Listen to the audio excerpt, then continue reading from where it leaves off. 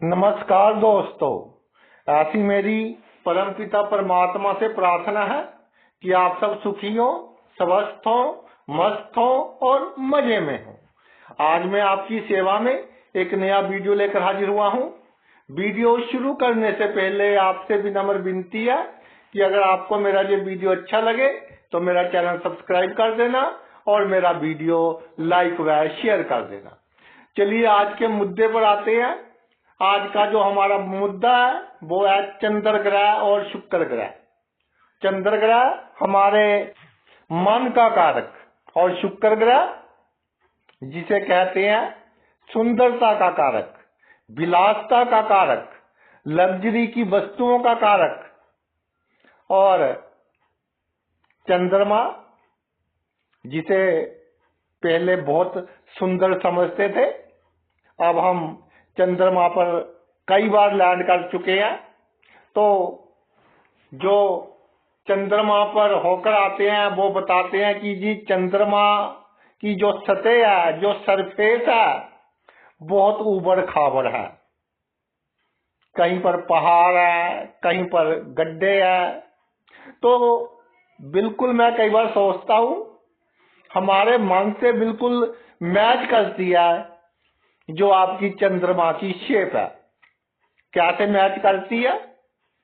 जो हमारा मन है या किसी का भी मन है, दूर से तो बहुत अच्छा लगता है, लेकिन हमने इकट्ठा क्या किया जीवन में?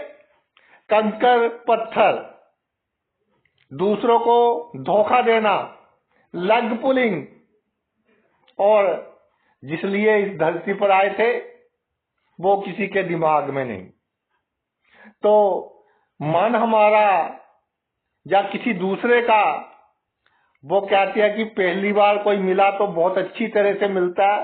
हम कहते हैं कि बंदा बहुत अच्छा है, लेकिन जब उसकी असलियत मालूम होती है तो उससे बुरा कोई हो नहीं सकता। हमारे मन में ये विचार आता है।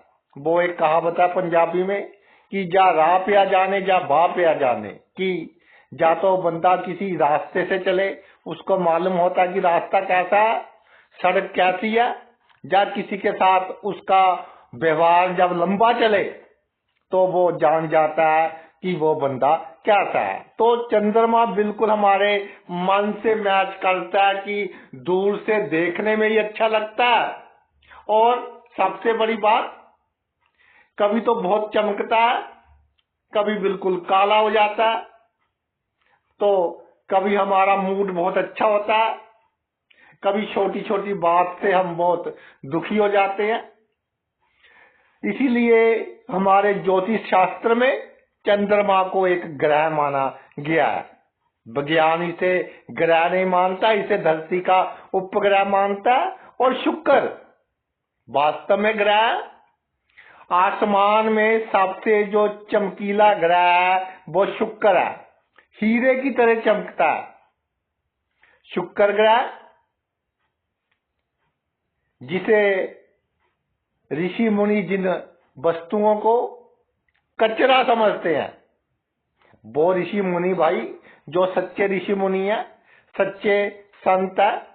कपड़े पहनने की बात मैं नहीं कर रहा कि भगवे कपड़े पहन लिए किसी ने। जो वास्तव में संत है, हमारे आपके बीच भी कई पुरुष या स्त्रियां अच्छे दिल वाले होते हैं, संत समान होते हैं। तो जो संत हैं वो जिन बातों को कचरा समझते हैं, मजबूत शुक्र उन बातों का प्रतीक है, स्त्री का। और अगर ये अशुभ प्रभाव में हो तो पर स्त्री का, पर पुरुष का। आराम चाहिए किसी भी कीमत पर, साम दाम दंड भेद सब करेंगे, लेकिन हमें आराम चाहिए, शुक्र ये कहता है। और शुक्र की जो दृष्टि है वो सुंदरता परिपड़ती है, विलासिता परिपड़ती है। शुक्र ग्रह, मैं कई बार अब सेमिनार्स में भी मैंने कहा है, कई बार वीडियोस में भी कहा है कि अगर आपकी कुंडली में मंगल स्ट्रॉन्ग है तो शुक्र अगर थोड़ा सा मान लीजिए आप शुक्र अस्त हो गया, नीच का नहीं कह रहा हूं मैं, नीच का तो इसका नेगेटिव इंपैक्ट हो जाएगा, अगर अस्त हो गया तो बहुत अच्छी बात है।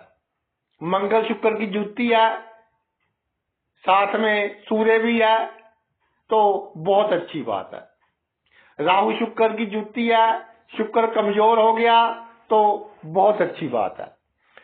शुक्र को बैलेंस्ड होना हमारी कुंडली में परम आवश्यक है, क्योंकि अगर शुक्र बैलेंस्ड है तो हमारी जो भावनाएं हैं वो हमारे मन के अधीन रहेंगी।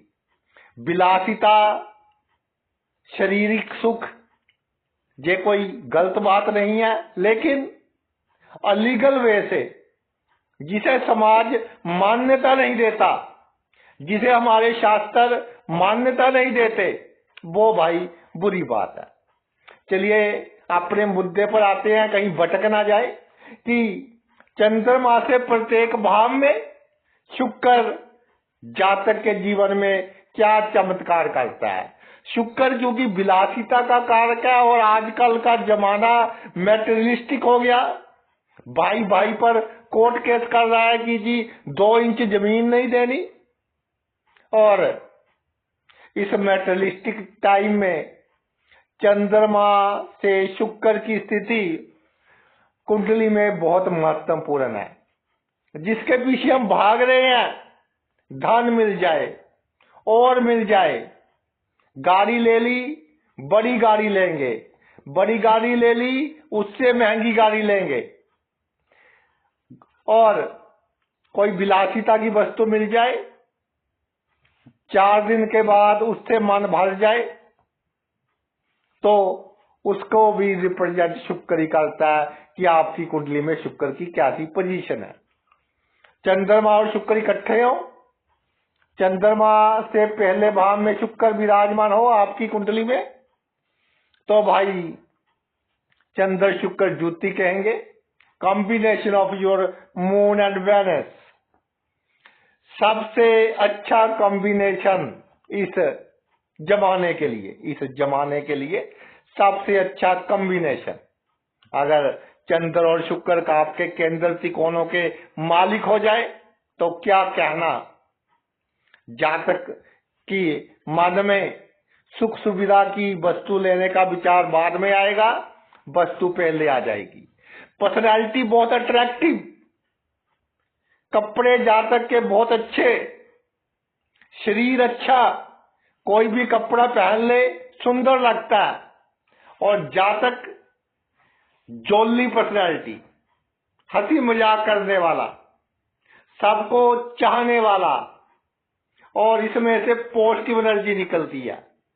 इसके पास बैठकर दुखी से दुखी बंदा सुख महसूस करता है, और जातक का किसी को कन्विंस करने का ढंग, बातचीत करने का ढंग बहुत ही लोगों से अलग होता है, डिफरेंट होता है। इसकी आवाज लोगों को सुकून देने वाली होती है, और हंसी खासतौर पर स्त्रियों की कुंडली में जो हो, हमारी बहनों की कुंडली में हो, तो जो हंसी है वो इस तरह की होती है कि जैसे फूल गिरते हो जब ये हंसती हैं, और पुरुष की हंसी भी मनमोहक होती है। और जब चंद्र शुक्र का जोग हो, हंसते हुए पर्सनैलिटी ही बहुत अच्छी लगती है। जातक संतुष्टि ढूंढता है, खुशी ढूंढता है संसार की इन वस्तुओं में, लेकिन जहां भाई आपको संतुष्टि नहीं मिलेगी, बाबा दिला देता है आपको। अगर थोड़ा सा शुभ प्रभाव हो, खर्च जातक अधिक करता है, लोन वगैरह कई बार अधिक लेना पड़ जाता है, समाज में मान सम्मान आपका अच्छा होता है, लेकिन संतुष्टि के लिए अच्छा योग नहीं है। लालसा, ये भी मिल जाए वो भी मिल जाए, उसके लिए आपको जो मिला है उसका पूरा सुख ले लेना। बच्चों के जैसे कि उनको कोई लॉलीपॉप मिल गया तो पूरा नहीं खाएंगे, थोड़ा सा खाएंगे, पर अब मैं नहीं खाऊंगा, मैंने तो वो टॉफी लेनी है। तो ऐसा नहीं करना। समाज में जब तक अपनी हैसियत, अपना रुतबा हर कीमत पर सबसे ऊंचा चाहता है, और 10 लोग उसे जी साहब, गुड मॉर्निंग, गुड आफ्टरनून, नमस्कार जे बुला दे तो जातक की खुशी का कोई ठिकाना नहीं रहता। इसके लिए कई बार उसको थोड़े अलीगल काम भी करने पड़ते हैं कि समाज में मेरा रुतबा कायम रहे। किसी को रिश्वत वगैरह भी देनी पड़ती है, लेकिन जातक अपना रुतबा हर कीमत पर कायम रखने की समाज में कोशिश करता है। अगर भाई आपका चंद्रमा से शुक्र दूसरे भाव में विराजमान हो तो जातक की ये एक मेंटालिटी होती है कि जो मेरे परिवार के सदस्य हैं वो खुश रहे। अपने बच्चों की खुशी से, अपने परिवार के सदस्यों की खुशी से जातक खुश होता है।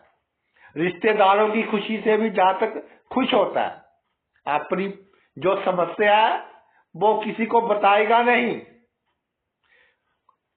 कुछ लोग ऐसे भी होते हैं जो महफिल में तो हंसते हैं, तन्हाई में रोते हैं। तो जब चंद्रमा से शुक्र दूसरे भाव में, जातक अकेला दुख सहन करने की कोशिश करेगा।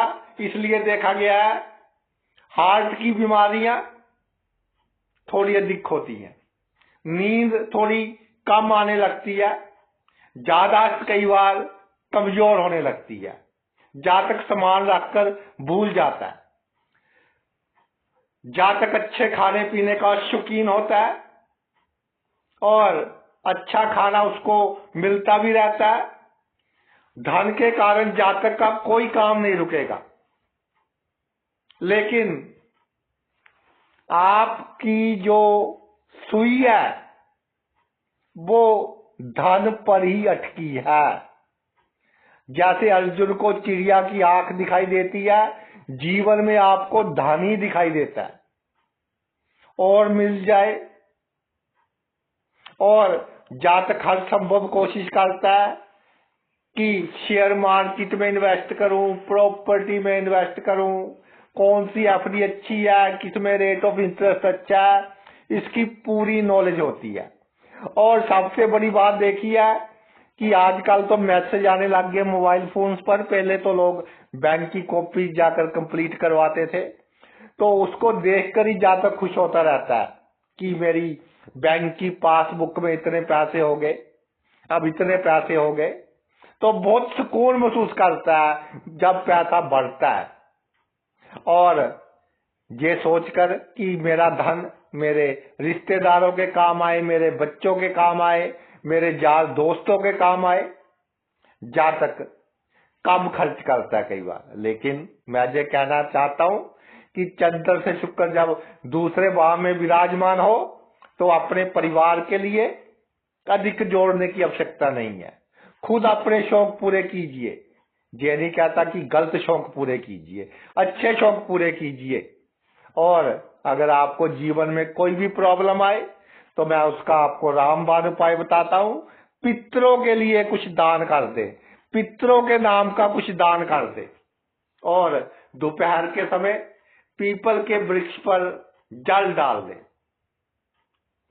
खास तौर पर अमावस्या के दिन। तो इससे आपको काफी लाभ होगा।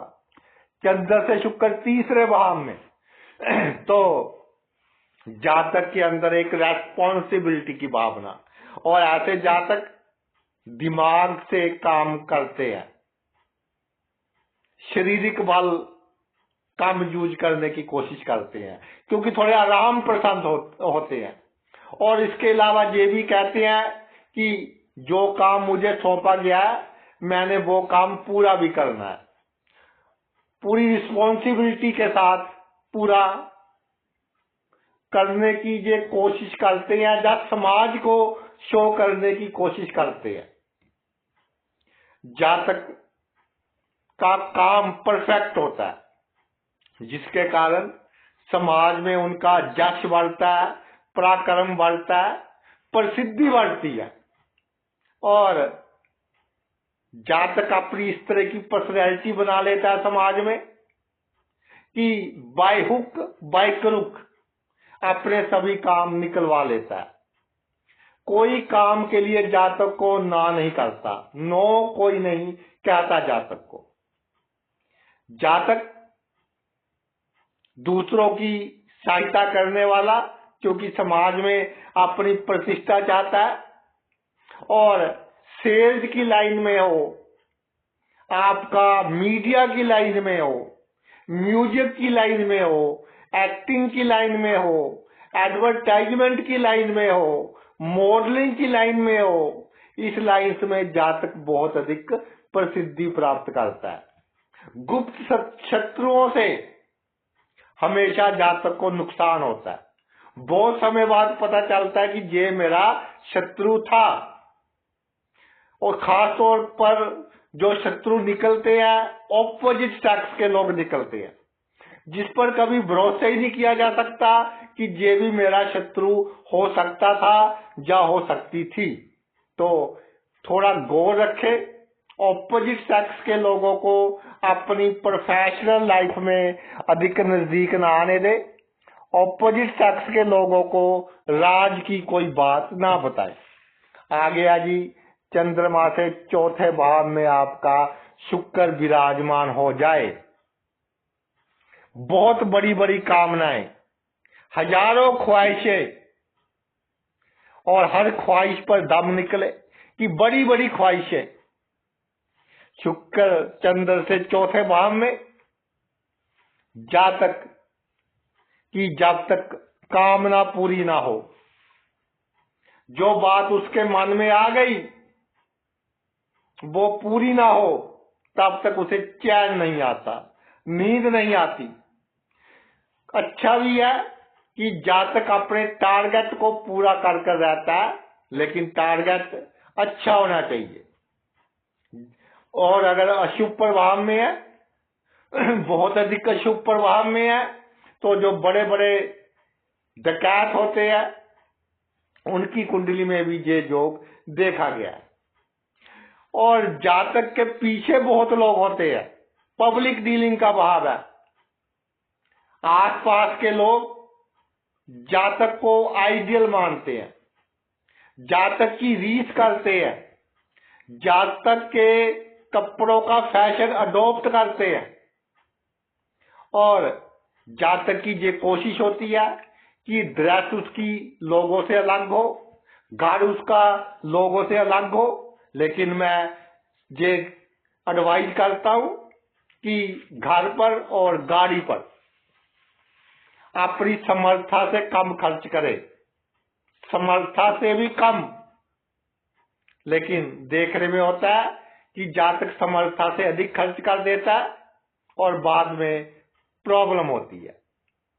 जमीन जायदाद आपने कोई खरीदनी है तो किसी प्लानिंग की आवश्यकता नहीं आपको। अगर आप प्लानिंग करेंगे कि अब ये प्लॉट खरीद रहा है, अब एक और खरीद रहा है, तो आपकी प्लानिंग कभी पूरी नहीं होगी। अपने आप काम आपके प्रॉपर्टी के मैटर्स में होते चले जाएंगे। माता के समान बुरी स्त्रियों का आशीर्वाद ले।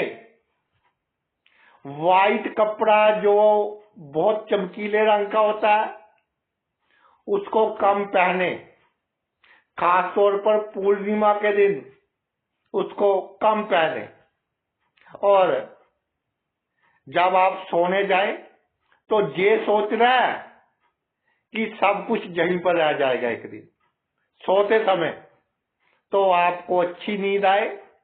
जो नींद है वो आपके लिए बेस्ट डाइट है, बहुत अच्छी खुराक है। आ गया जी अगर आपका पंचम भाव में हो, चंद्र से शुक्र पंचम भाव में, तो जातक को एक तो ऐसा हुआ है कि जो बात मैंने कह दी कोई नुक्ताचीनी ना करे, नहीं तो तर्क वितर्क पर उतर जाता है। काल पुरुष की कुंडली के हिसाब से अगर देखें तो सूर्य का भाव है, और गुरु और राजा दोनों गुण, ये दोनों गुण दुखी करते हैं।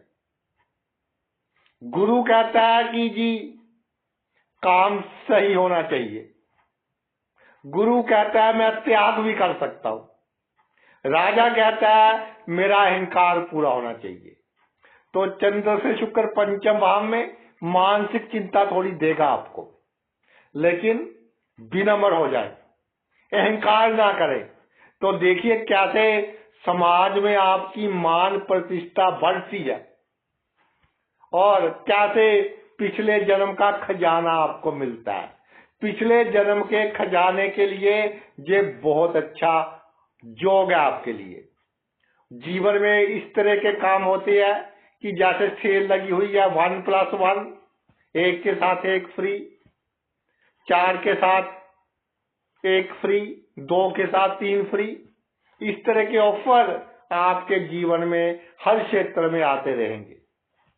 और जातक की जो संतान है, अगर थोड़ा डिले हो जाए, कई बार थोड़ा ईश्वर ना करे मिसकैरेज वगैरह हो जाए, तो ये भी अच्छे के लिए होता है, तो अधिक चिंता करने की आवश्यकता नहीं, संतान के बारे में अधिक सोचने की आवश्यकता नहीं, संतान के लिए अधिक धन इकट्ठा करने की आवश्यकता नहीं।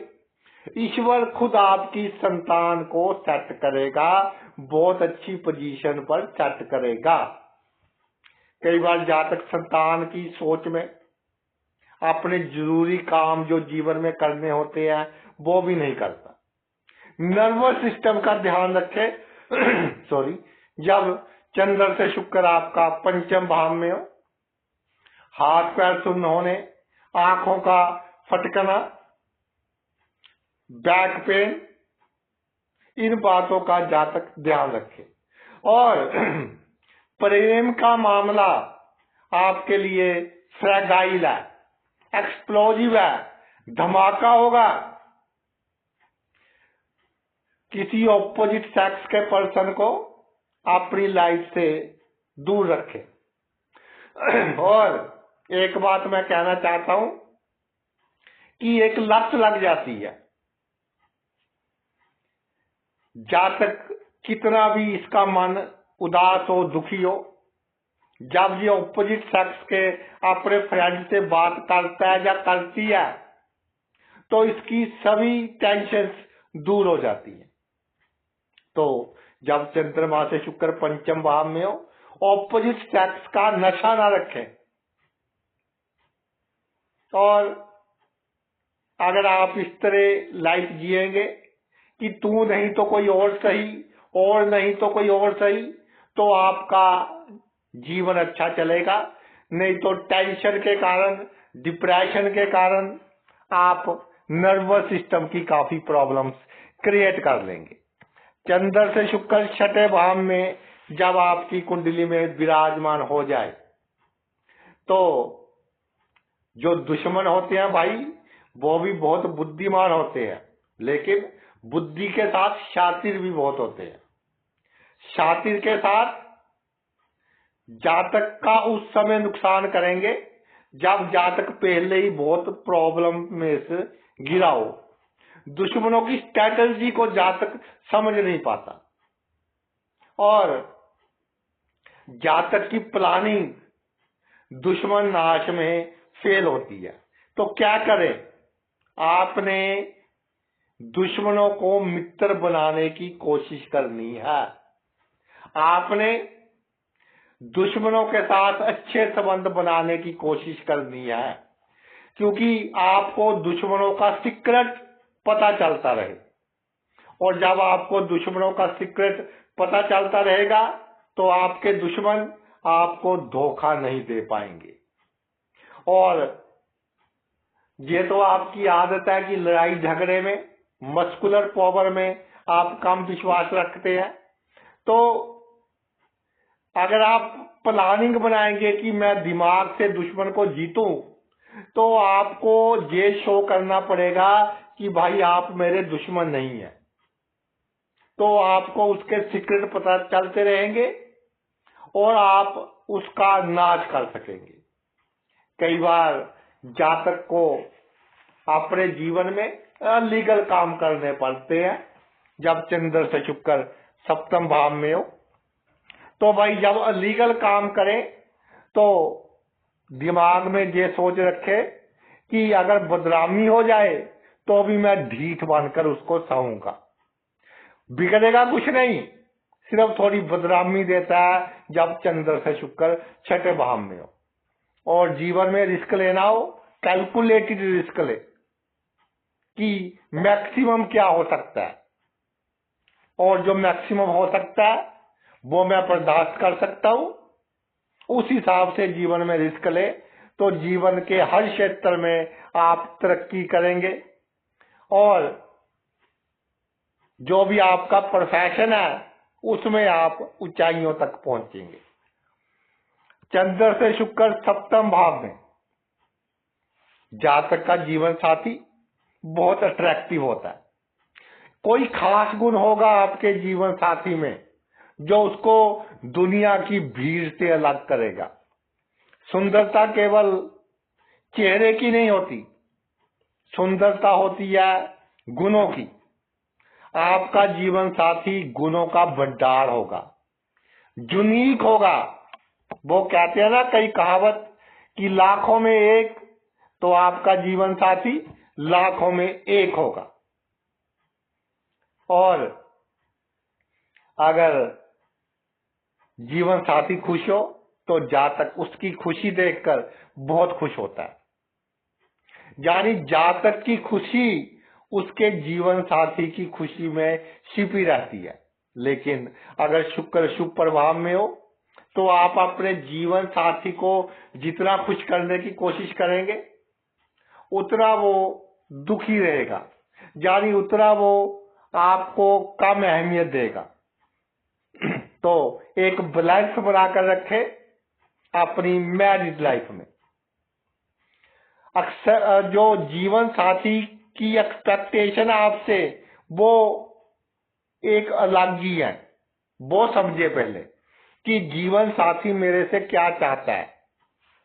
कोई बंदा पैसे से अधिक खुश होता है, कोई बंदा उसको थोड़ा सा मान सम्मान दे दो उससे खुश होता है, और कोई बंदा गुस्से से काबू में रहता है, गुस्से से उसके साथ अच्छे रिलेशन चलते हैं। तो आप देखिए कि आपका जीवन साथी किस प्रकृति का है, प्रैक्टिकली क्या है, ये डिपेंड करेगा शुक्र कौन सी राशि में है। तो उस हिसाब से आपको अपने आप को ढालना पड़ेगा। और आप इमोशनल रहेंगे जीवन साथी के मामले में, प्रैक्टिकल नहीं हो पाएंगे। तो एक तो जीवन साथी के मामले में, और एक अगर पार्टनरशिप में कोई काम करे तो वहां आपको अगर सुखी रहना है तो प्रैक्टिकल होने की आवश्यकता है। एक बात मैं कहना चाहूंगा कि जब चंद्र से शुक्र आपका जहां सप्तम भाव में आ जाए तो आप कोर्ट केस का मुकाबला नहीं कर पाएंगे। क्यों? क्योंकि आप सेंसिटिव हैं, आपको अपनी मान सम्मान का बहुत अधिक फिक्र है। तो चाहे थोड़ा घाटा पड़ जाए, कोर्ट केस से बचे, लेकिन अगर कोर्ट केस करना पड़े या आप पर हो जाए तो आप कहें कि अब समस्या आ गई है, तो फिर अपनी चमड़ी को मोटी कर लेना, दुनिया की परवाह नहीं करनी। Everything is fair in love and war, तो सब फेयर है उस समय। चंद्र से शुक्र अष्टम भाव में, चंद्र से शुक्र अष्टम भाव में बहुत अच्छा एक कॉम्बिनेशन है एस्ट्रोलॉजी का। और इसमें एक ऐसा मैंने देखा कि जातक पर स्त्री या पर पुरुष के प्रति अट्रैक्ट बहुत जल्दी होता है। खास तौर पर अगर पुरुष की कुंडली में है तो स्त्रियों के प्रति अट्रैक्ट बहुत जल्दी होता है। यानी जैसे हम चाय पीते हैं मान लीजिए, तो चाय की आदत पड़ जाती है शरीर को, तो जातक के मन को स्त्रियों को देखने की आदत पड़ जाती है जब चंद्र से शुक्र अष्टम भाव में है। लेकिन ये हमारी सुख सुविधा के लिए अच्छा योग है। जीवन साथी भी जातक का अच्छा होता है, ससुराल पक्ष से भी जातक को लाभ होता है, या शादी के बाद जातक को लाभ होता है। अचानक उसके जीवन में धन प्राप्ति के योग बनते हैं। जातक का काम करने का ढंग लोगों से डिफरेंट होता है, शॉर्टकट अपनाता है और उसमें कामयाब भी होता है। और जातक थोड़ा बहमी होता है कि जी मेरी गाड़ी खराब हो गई, आज सुबह जब मैं घर से निकला सबसे पहले मैंने उसको देखा तो मेरी गाड़ी खराब हो गई। इस तरह के बहम जातक के मन में अपनी जगह बना लेते हैं। आज मैंने ये कपड़ा डाला, आज मेरे पास ये पेन था तो मेरा दिन अच्छा गया, ये था तो मेरा दिन बुरा गया। तो इतने बहमों में भी आप ना पड़े, फिजूल की मानसिक चिंता आपको देंगे। थोड़ा स्ट्रोंग हो और हर समय एक समान नहीं जाता, सुख भी आते हैं दुख भी आते हैं। और मुझे बहुत से बताते हैं लोग कि जी जब हमारे पास पैसों की थोड़ी कमी हो जाती है तो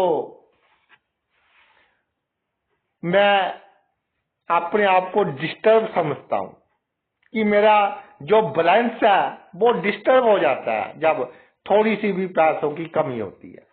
तो भाई पैसों की कमी भी के लिए आपको ऐसा करना चाहिए एक्सपेरिमेंट कि जैसे आप किसी से कोई सामान लेते हैं, राशन का सामान लेते हैं, उससे एक बार उधार मांग कर देखें टेस्टिंग के लिए।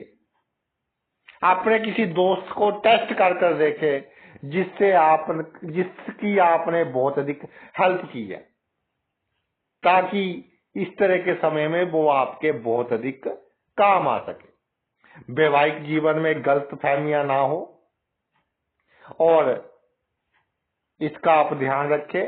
तो इसके लिए सबसे आवश्यक है कि आपके जीवन साथी की जो जुबान है, जो वाणी है, जितनी विनम्र होगी, जितनी सॉफ्ट स्पोकन होगा, उतना आप अधिक तरक्की करेंगे।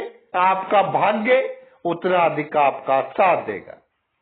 चंद्र से शुक्र नवम भाव में विराजमान हो जाए तो जब भी चंद्र से शुक्र नवम भाव में विराजमान होगा तो आपके ऊपर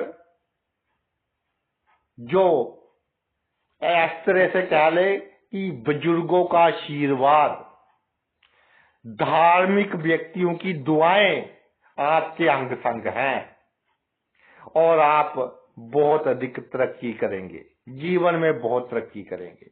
लेकिन काल पुरुष की कुंडली के हिसाब से गुरु का घर है तो कुछ कर्जा लोगों का देना भी है, तो एक दो बार धोखे भी आपको मिलेंगे। तो धोखे जब मिले उसके कारण नुकसान हो तो ये समझ ले कि मैंने उसका देना था तो उसका दे दिया। इसके अलावा सीक्रेट प्रेम संबंध आपके लिए घातक सिद्ध हो सकते हैं। सीक्रेट संबंध बड़े बड़े लोगों के साथ आपके लिए लाभदायक होंगे, लेकिन ऑपोजिट सेक्स के साथ सीक्रेट प्रेम संबंध आपके लिए प्रॉब्लम क्रिएट कर सकते हैं। अगर भाई शुक्र चंद्र से नवम भाव में है तो इसमें एक प्रॉब्लम आती है, वो ये आती है कि जो आपके नजदीकी लोग हैं वो आपकी उन्नति नहीं चाहते, उनकी नेगेटिव एनर्जी आप पर इम्पैक्ट डालती है। जैसे हमारे बुजुर्ग कहते थे कि जी कुछ किया कराया है जी, नजर लग गई। तो जो आपके बहुत नजदीकी लोग हैं, बचपन से जानते हैं, उनकी नेगेटिव एनर्जी आपको इफेक्ट करती है। इसलिए कहते हैं कि जब चंद्र से शुक्र नवम भाव में हो तो जन्मभूमि से दूर आपको सक्सेस मिलेगी। तभी कहते हैं कि यात्राओं से लाभ होगा।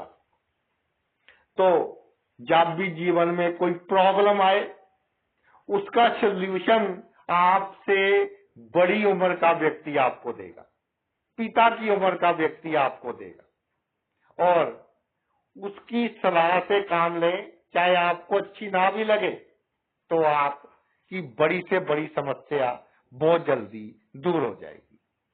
चंद्र से शुक्र जब दसम भाव में विराजमान हो जाए तो भाई एक बात का ध्यान रखना,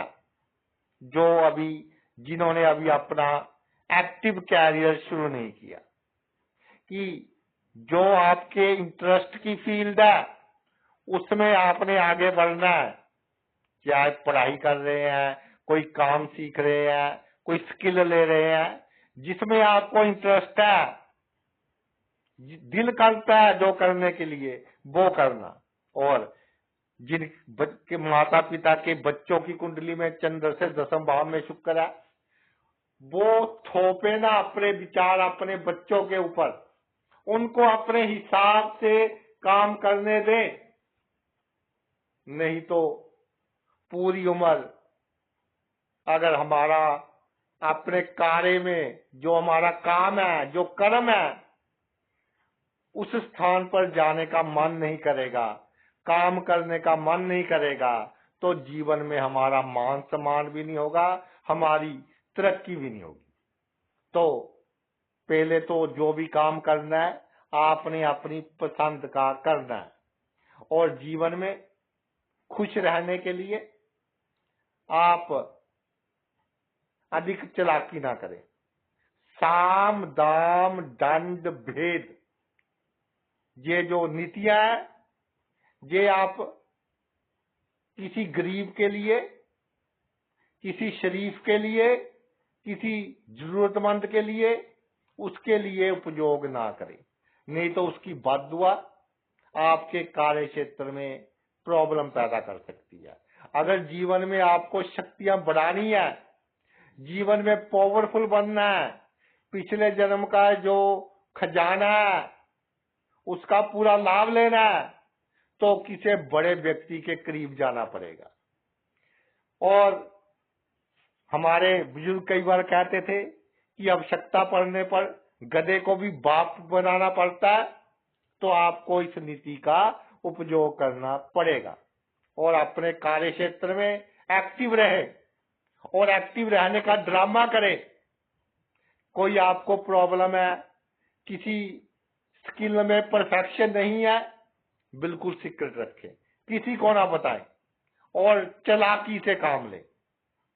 चालाक वो बंदा है जो अपना काम भी निकलवा लेता है और किसी को पता भी नहीं चलता कि ये हमें धोखा दे गया। तो चालाकी से आपको काम लेना पड़ेगा। इसके अलावा पैतृक संपत्ति का बंटवारा अपने बुजुर्गों के, जब वो जीवित है, रिक्वेस्ट कर करवा ले, नहीं तो बाद में थोड़ी प्रॉब्लम आपको हो सकती है। चंद्र से 11वें भाव में शुक्र विराजमान हो जाए, जब चंद्र से 11वें भाव में शुक्र विराजमान हो जाए तो आपकी फोकस होनी चाहिए एक से अधिक इनकम सोर्स कैसे मैं अपने जीवन में जनरेट करूं, आय के साधन मेरे एक से अधिक कैसे हो, और एक साधन ऐसा होना चाहिए कि निरंतर आपको वहां से आमदनी होती रहे। अगर आप कोई सरकारी नौकरी करते हैं तो साथ में साइड बिजनेस या साइड में कोई नौकरी अवश्य करें। पैरेलल 2 काम होंगे आपके, तो आपको कभी घाटा नहीं पड़ेगा। इसके अलावा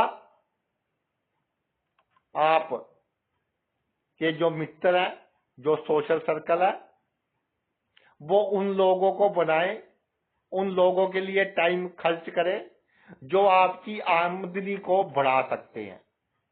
फालतू का सोशल सर्कल इंक्रीज करने में आप अपना टाइम खर्च ना करें। जीवन में जो आपके रिश्तेदार है, भाई बहन है, उनसे अधिक एक्सपेक्टेशन ना रखें। चाहे उनका संयोग मिलता रहेगा, लेकिन आपने अपना फर्ज निभाते जाना है, उनसे कोई एक्सपेक्टेशन बिल्कुल नहीं रखनी। और जो भाई हम दूसरी लड़की अपने घर लेकर आते हैं, बहू हो गई, अपनी लड़की को उसके मायके भेजते हैं, उन लोगों के साथ आपका व्यवहार प्रैक्टिकल होना चाहिए। उनकी मीठी मीठी बातों में आकर उनके लिए कोई बड़ा काम ना ऐसा करे कि जिससे आपको आपकी जो फाइनेंशियल पोजीशन है उसमें घाटा पड़े, यानी उनके लिए कोई बड़ा खर्चा आप ना करें। चंद्र से शुक्र 12वें भाव में, सबसे बड़ी बात, मन के पीछे दैत्य गुरु। तो भाई जीवन में, खासतौर पर गृहस्थ जीवन में गलत फहमियां पैदा होंगी। इससे कैसे बचना है? आपको अपने जीवन साथी पर मान लीजिए पूरा विश्वास है, तो जो जो आपके साथ घटता है वो आप आकर बता देते हैं कि जी मेरे ऑफिस में ये हो रहा है, मेरे बिजनेस में ये हो रहा है। तो आजकल क्या है कि पुरुष और स्त्री दोनों ही काम कर रहे हैं हर फील्ड में, तो आपके जीवन साथी को बिना मतलब का शक हो जाएगा मैसेज भेजते समय। और एक बात का ध्यान रखें, चंद्र से शुक्र 12वें भाव में हो, आपका जितनी भी गैजेट्स हैं आपकी, अधिक तौर पर मोबाइल फोन, टेबलेट, कंप्यूटर्स जो है, तो इनकी स्कैनिंग होगी, कोई ना कोई सीक्रेट तरीके से इनको देखेगा। तो अपनी ईमेल को लॉग आउट करके रखे हमेशा, मोबाइल फोन में हमेशा पासवर्ड लगाकर रखे, लेकिन फिर भी कोई ना कोई ढंग निकाल ही लेगा, खासतौर पर आपका जीवन साथी या कोई परिवार का व्यक्ति। तो चाहे आपने किसी को ऐसे वर्ड लिख दिया कि आपकी इंटेंशन बहुत पॉइस है, लेकिन वो वर्ड आपके लिए घातक सिद्ध हो सकता है, क्योंकि जब दूसरा उसको पढ़ेगा तो उसके मन में एक नेगेटिव विचार आएगा आपके प्रति। तो इस बात का आपने खास तौर पर ध्यान रखना है। सुख सुविधा की वस्तुएं, विलासता की वस्तुएं ये आपको प्राप्त होती रहेंगी। शैया सुख, सेक्सुअल सुख के पीछे ना भागे, तो आप जीवन में सुखी रहेंगे। और आपका जो दिनचर्या है वो मेडिटेशन से शुरू होनी चाहिए, तो आपका जो बैलेंस है वो बना रहेगा। और 55 इयर्स की उम्र के बाद आप अपना ध्यान ईश्वर की ओर लगाएं, क्योंकि चंद्रमा मन का कारक है, इससे 12वां भाव मोक्ष का कारक है।